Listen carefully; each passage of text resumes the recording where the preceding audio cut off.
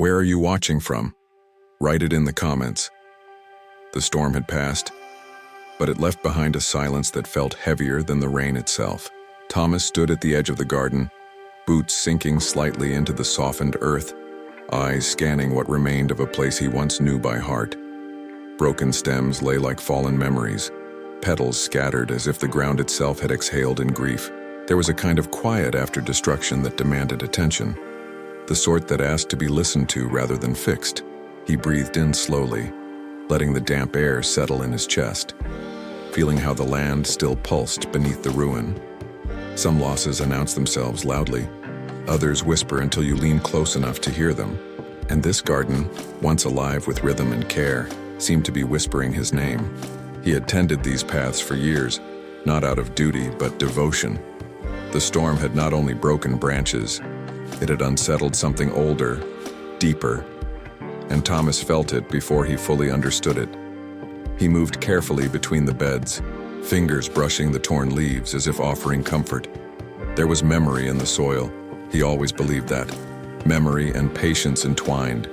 Each plant told a story of seasons survived, of storms endured, of quiet returns. And now, standing there, he wondered how many things in life survived only because someone chose to stay. It was strange how loss could sharpen awareness, how destruction often demanded reflection. Who tends to the soul when everything familiar is uprooted? The garden had once answered that question for him, long before words ever did. Now, it waited again, wounded but breathing. Thomas knelt, pressing his palm to the earth, grounding himself in the familiar pulse. Whatever had been broken here was not yet finished speaking. Beyond the stone wall, the manor stood watchful, its windows catching the pale morning light. It had always loomed above the garden, distant yet connected, like a memory half kept. And today, it carried change within its walls. He had heard whispers of a new owner arriving, someone with plans that did not include preservation. Progress, they called it. Efficiency. Renewal. Words that often came sharpened with endings. Thomas exhaled slowly, a faint, humorless smile touching his lips. How often did renewal mean erasure? He had seen it before, in towns that forgot themselves too easily. Still, something in him hoped this time would be different. Hope, after all, had a stubborn way of returning when least invited. As he worked, lifting broken branches and setting them aside, a strange calm settled in. The garden responded, not with blossoms, but with quiet acceptance. It reminded him that healing was rarely immediate, and never simple, that even devastation carried the seeds of becoming, if someone chose to listen. Have you ever noticed how the most meaningful changes arrive disguised as endings? Thomas paused, resting against the old stone bench, eyes closed. He could almost hear laughter from another time, footsteps that no longer echoed. The past had a way of breathing through places we thought were empty, and today it felt closer than ever. Something was waking beneath the soil. A carriage wheel crunched on gravel beyond the gate. The sound was distant, but it carried weight. Thomas opened his eyes, his pulse shifting in quiet recognition. Change had arrived, whether he welcomed it or not. He wiped his hands on his coat and stood, posture steady but alert.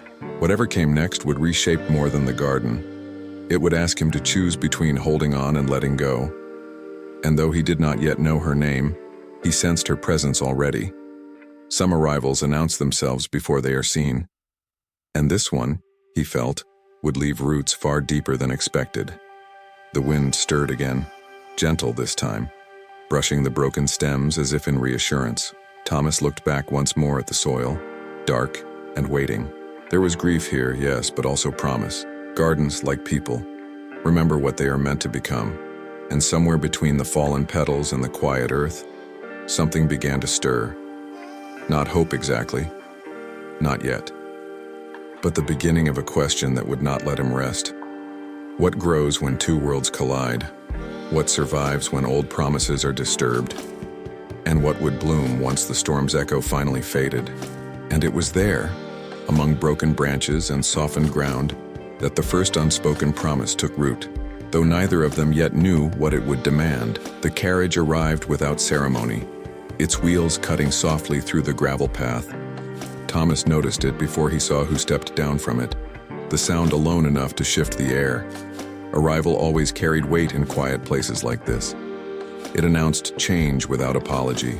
He straightened instinctively, brushing soil from his palms. Some instincts live deeper than thought. The garden seemed to hold its breath. Even the birds paused, as if listening. Whatever had come through those gates would not pass unnoticed. And nothing, he sensed, would remain untouched. She stepped out with deliberate calm. Lady Margaret moved with a composure shaped by cities and expectations, her posture precise, her gaze assessing. Her dress bore no trace of travel, her boots untouched by mud, as though the land itself had been warned to behave. There was authority in her stillness, not loud but absolute, the kind that did not ask permission to exist.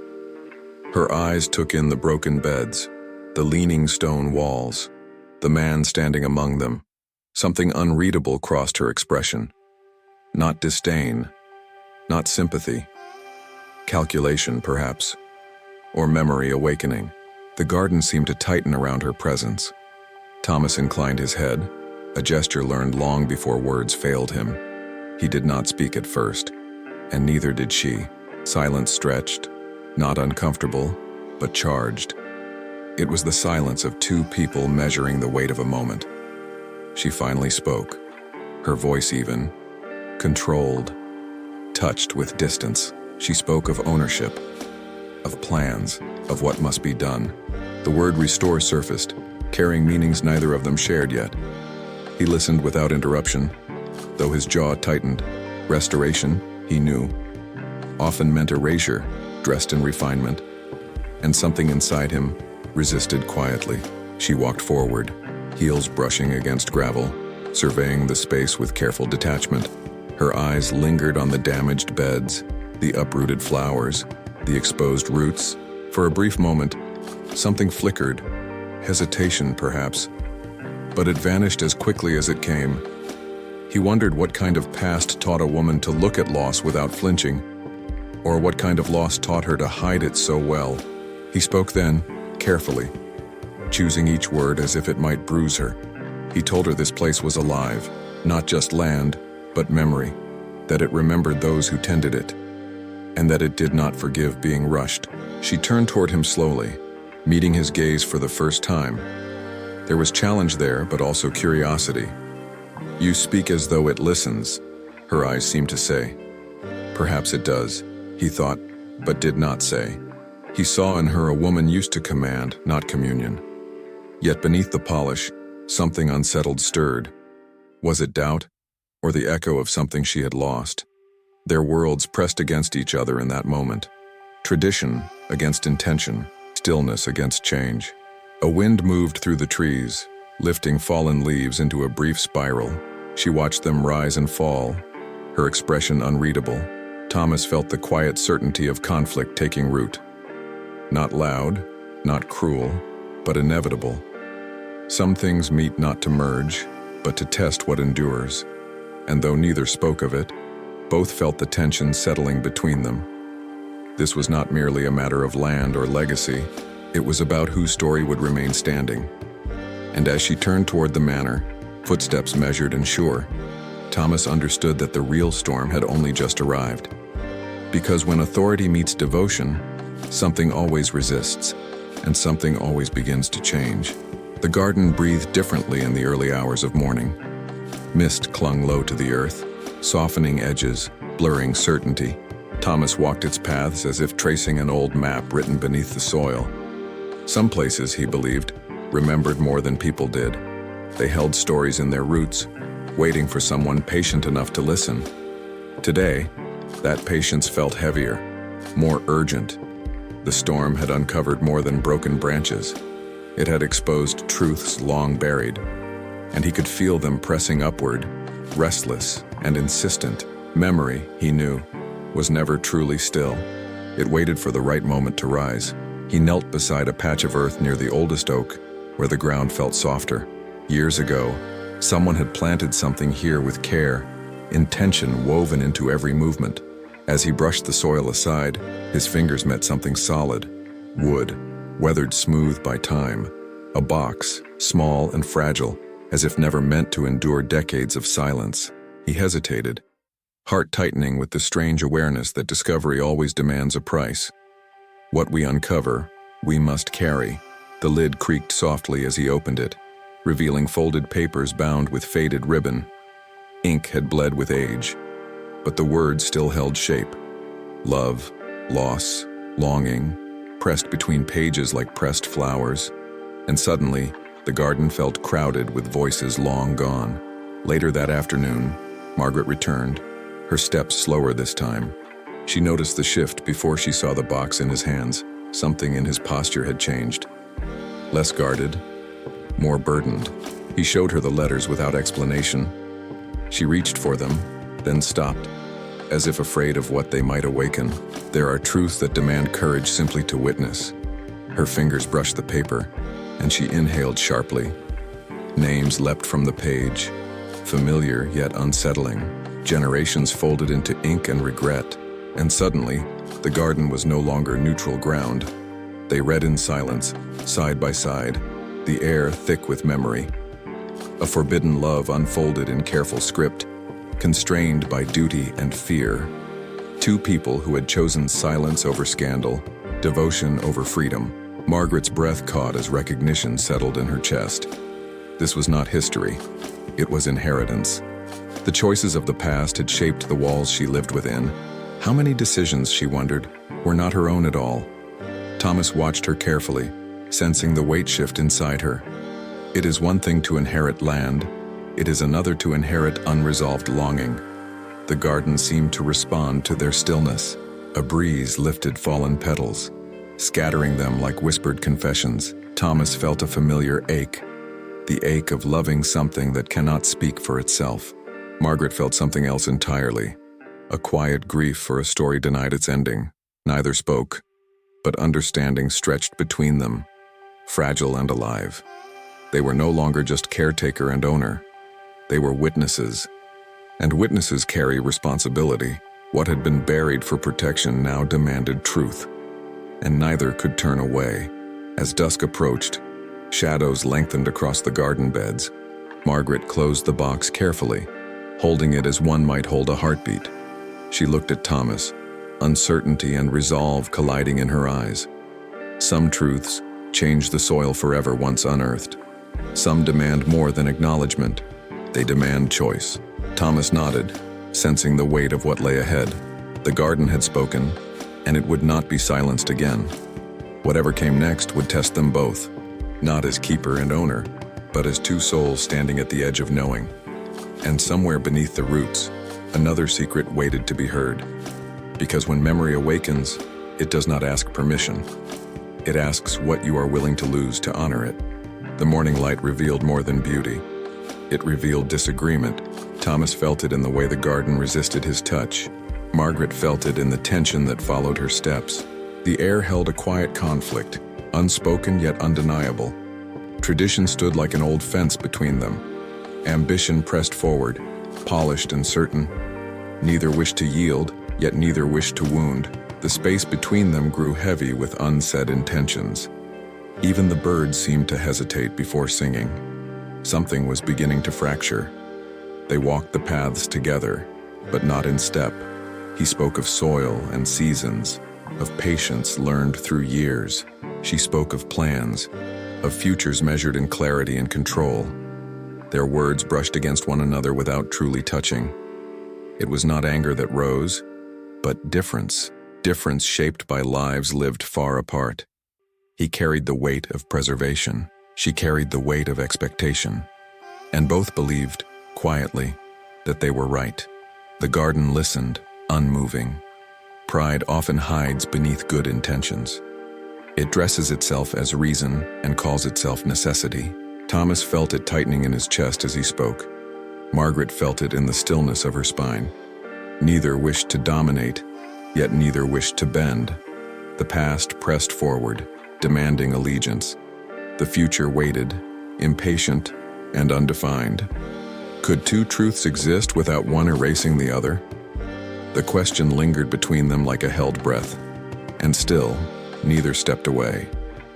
A sudden gust stirred the leaves, scattering petals at their feet. The moment broke just enough to let emotion surface. Margaret looked at the garden again, truly this time. She saw not chaos, but care, shaped by devotion. Thomas saw in her eyes not cruelty, but fear of loss. Conflict softened into something more human. Understanding hovered, fragile as dew. Yet pride lingered, unwilling to release its grip. Progress and preservation circled each other warily. The ground beneath them seemed to wait. He spoke of memory as if it were alive. She spoke of responsibility as if it were law. Their voices did not rise, but the tension did. Somewhere between them, a line was being drawn. Not of enemy or ally, but of belief. The garden absorbed every word, every pause. It had seen such moments before, moments when choice disguised itself as certainty, moments that decided what survived, and what was allowed to fade. When silence returned, it carried weight. Neither had won, yet neither had lost. The fracture remained, fine but undeniable. Something essential had shifted beneath the surface. The garden seemed to hold its breath, as if waiting to see which roots would break, or which would grow deeper in resistance. Change had been named, even if not accepted, and once named, it could no longer be ignored. What followed would demand more than conviction alone. The earth gave way slowly beneath their hands, as though reluctant to surrender what it had guarded for so long. Thomas worked with careful reverence, brushing soil aside as if touching something sacred, rather than simply digging. Margaret watched in silence, her breath shallow, aware that whatever lay beneath was not merely buried, it had been hidden with intention. When the edge of an old tin box emerged, dulled by time and rust, the air seemed to tighten around them. It was not fear that rose in, but recognition, the kind that arrives before understanding. Some truths announce themselves quietly, trusting that their weight will be felt rather than heard. And in that moment, the garden felt less like land and more like memory given form.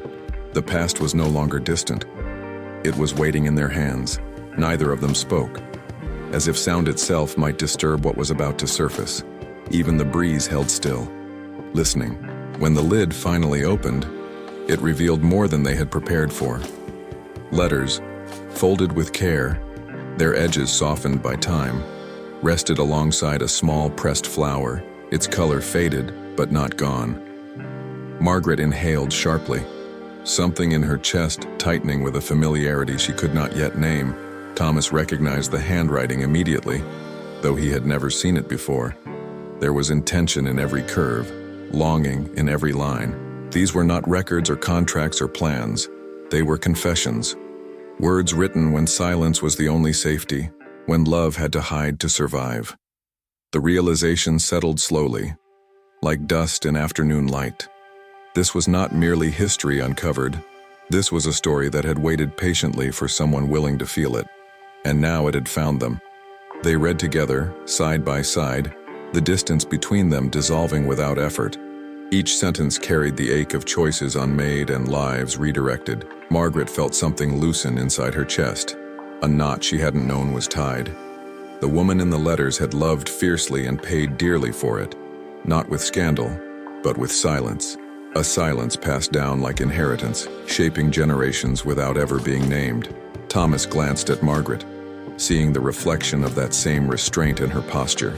It struck him then how deeply the past could root itself in the present, not as memory alone, but as habit, as expectation. Outside, the garden shifted under a passing breeze, petals trembling as if stirred by recognition. Margaret stood slowly, clutching the letters as though they might vanish if she loosened her grip. This was not the story she had expected to find, yet it felt strangely familiar. Her family's legacy was not built on strength alone, but on silences chosen for survival. And perhaps she, too, had been living inside a silence she never chose. Thomas watched her, understanding dawning not with triumph, but with sorrow. Truth, he knew, rarely arrived to comfort. It came to unsettle, to ask for reckoning. And once revealed, it could not be returned to the soil. It demanded witness, The garden seemed to lean inward, listening as understanding took root. What had been buried was not meant to be hidden forever, only protected until the world was ready. Margaret felt the weight of inheritance shift, not as obligation, but as invitation. She could feel the past pressing gently against her choices, asking to be honored, not obeyed. Thomas felt it too. The quiet responsibility of having uncovered something sacred. This was no longer about preserving flowers or restoring paths. It was about acknowledging the lives that had shaped this place. Lives lived quietly, bravely, and often alone. And now, through soil and memory, they were being asked to listen, to decide what should bloom next. As the light softened and shadows lengthened, the garden seemed to breathe differently. The letters rested between them, no longer hidden, no longer silent. Something irrevocable had shifted, though neither could yet name it. The past had spoken, and it would not be ignored again. What they chose to do with that truth would define more than the land. It would define them. And as evening settled in, the garden waited, not in judgment but in hope. For roots once disturbed never grow the same way again. They grow toward meaning, or they wither in denial. And the choice, quietly, had already begun to form. The shift between them did not arrive as a decision, but as a necessity shaped by circumstance. What had once been distance now felt like proximity forced by truth. Thomas and Margaret stood side by side in the garden, no longer as caretaker and owner, but as two people confronted by something larger than pride. The air carried the scent of damp soil and crushed leaves, grounding them in the present even as the past pressed close. It was strange how shared knowledge altered space, how the same ground suddenly felt narrower, more intimate. Neither spoke at first, not because there was nothing to say, but because saying it would make everything real. Some alliances begin not in trust, but in necessity, and necessity, when honored, can become its own form of respect. They both sensed it forming, fragile yet undeniable, something new, tentative, and quietly binding. Margaret broke the silence first, her voice steady but not unguarded. She spoke of the letters, of the woman whose words had waited so long to be heard. She admitted that for years she had believed strength meant distance, control meant safety. But now she wondered what had been lost in all that careful restraint. Thomas listened without interruption, the way one listens when truth is finally brave enough to surface. He recognized the conflict in her not as weakness, but as awakening. It takes courage to stand still while old beliefs fall apart. He had seen that courage before, in storms that reshaped the land. And he saw it now, trembling but real, in her voice. Something between them softened. They began to speak not in arguments, but in offerings. He told her of the garden's rhythms, of how certain plants thrived only when left undisturbed. She told him of boardrooms and expectations, of choices made long before she was ready to make them. Each confession bridged a distance neither had known how to cross. Their worlds did not collide, they overlapped. In that overlap, something fragile took form, not agreement but understanding. The garden, once a point of division, became a common language. Roots, after all, do not ask permission to grow together. They simply respond to what nourishes them. And slowly, trust began to take root. As they walked through the narrow paths, Margaret noticed how Thomas moved with care, never forcing the earth, always listening. It struck her that stewardship was not control, but relationship. She wondered how often she had mistaken authority for strength. Thomas, watching her observe the land with new eyes, felt something shift inside himself as well. Perhaps protection did not always mean resistance. Perhaps it could mean invitation. This realization did not erase their differences, but it softened their edges. They were no longer standing opposite one another. They were standing beside something larger than both of them. And that alignment changed everything. The garden responded as if sensing the shift. A breeze stirred the leaves, carrying the scent of wet earth and new growth. Somewhere, a bird called, unafraid. Margaret paused, her hand hovering just above a bloom, uncertain whether to touch. Thomas nodded once, a small permission that felt like trust. She brushed the petals lightly, reverently. In that gesture lived a promise. to learn before altering, to listen before deciding. The moment felt fragile, yes, but also alive with possibility, a beginning disguised as compromise, a union formed not of agreement, but of respect. Yet beneath the quiet understanding, something else stirred. The past awakened, was not finished speaking. Truth had a way of demanding consequence once invited into the light. Margaret felt it like a distant tremor, subtle but undeniable.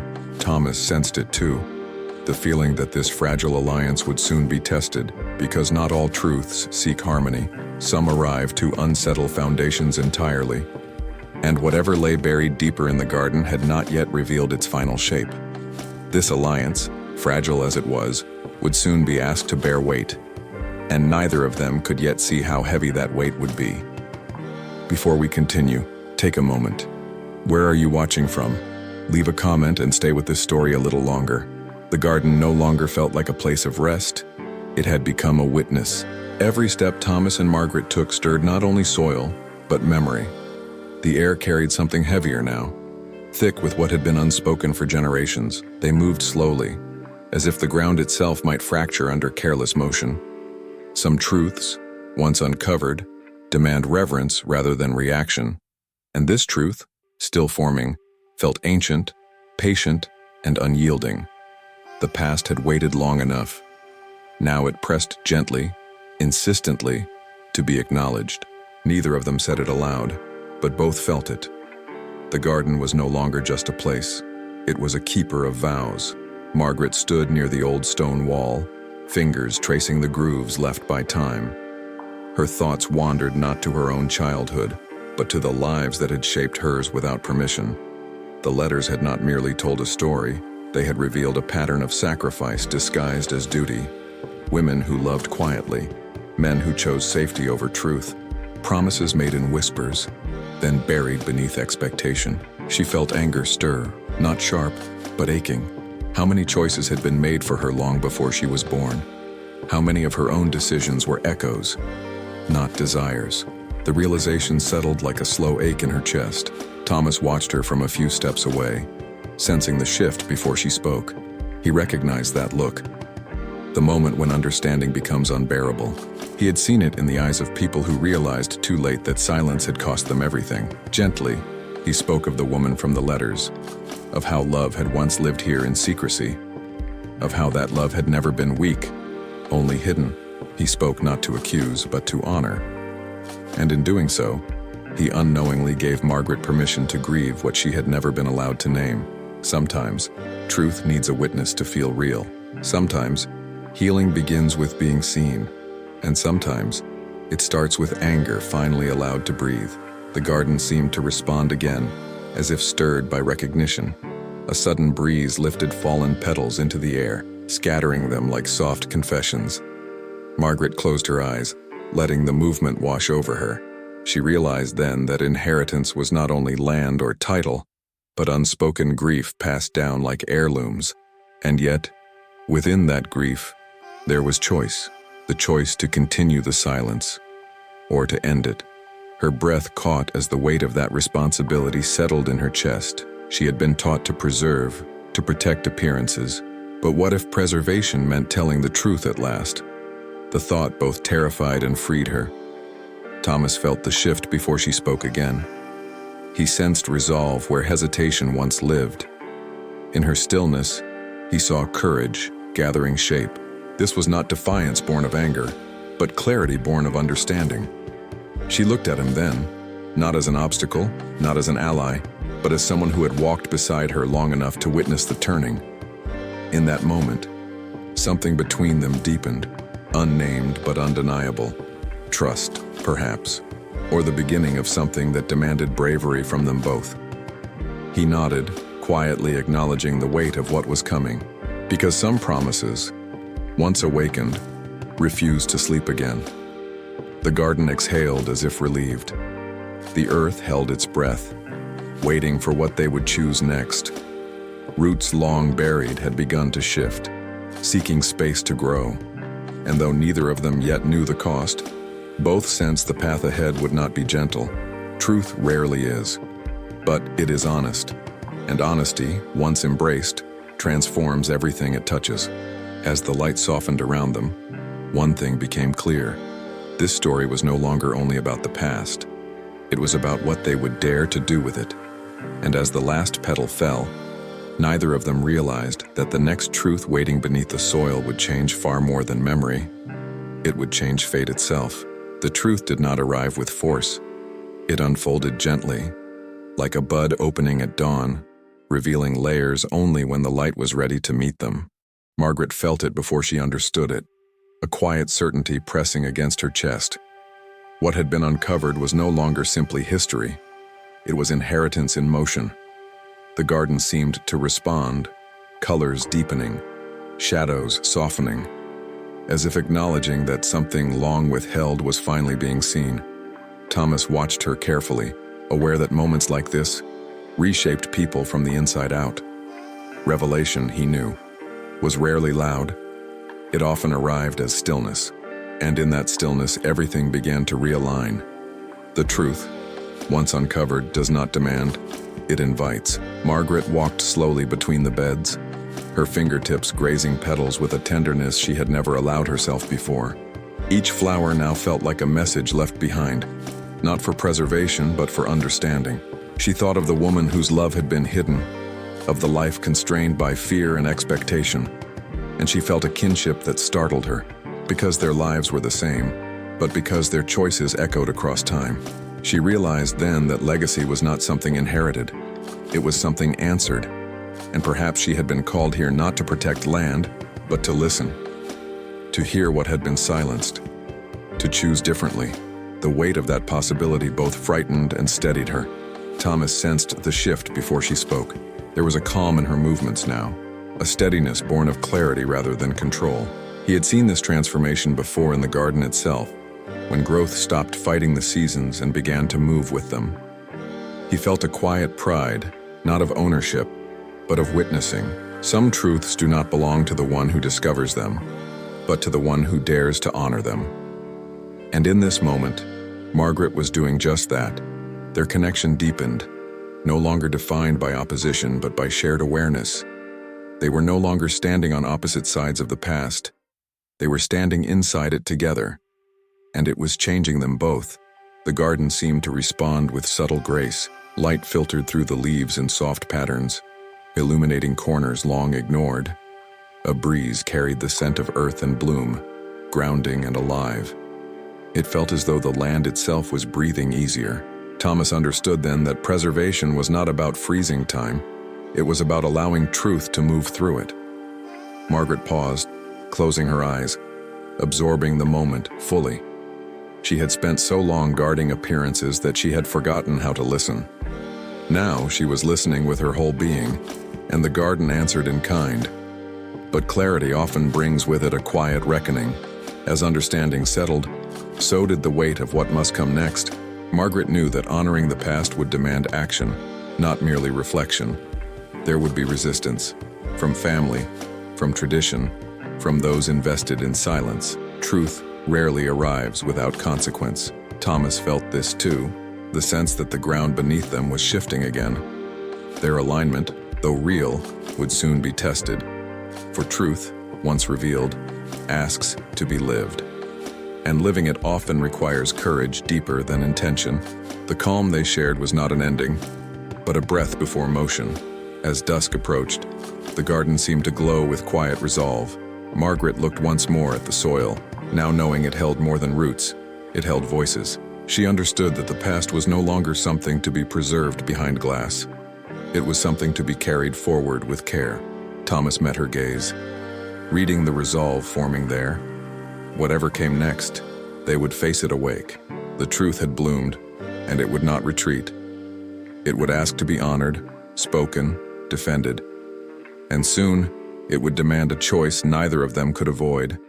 A choice that would shape not just the garden, but their lives. And as the light faded, one question lingered between them. What must be sacrificed when truth refuses to stay buried? Before we begin, take a moment.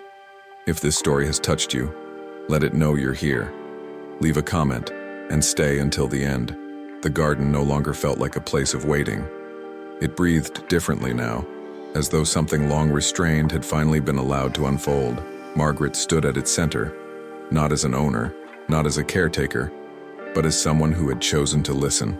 The air carried warmth, not from the sun alone, but from understanding earned slowly, honestly. What had once felt heavy now felt grounded, not healed entirely, but acknowledged. And sometimes, that is the beginning of all healing. Thomas watched her from a short distance, sensing the quiet shift that follows. Truth accepted. Nothing dramatic had happened, no declarations, no grand gestures. Yet, everything had changed. She moved through the garden with a different rhythm now. Where she once evaluated, she now observed. Where she once measured, she now felt. The soil beneath her shoes no longer seemed like something to control, but something to walk with.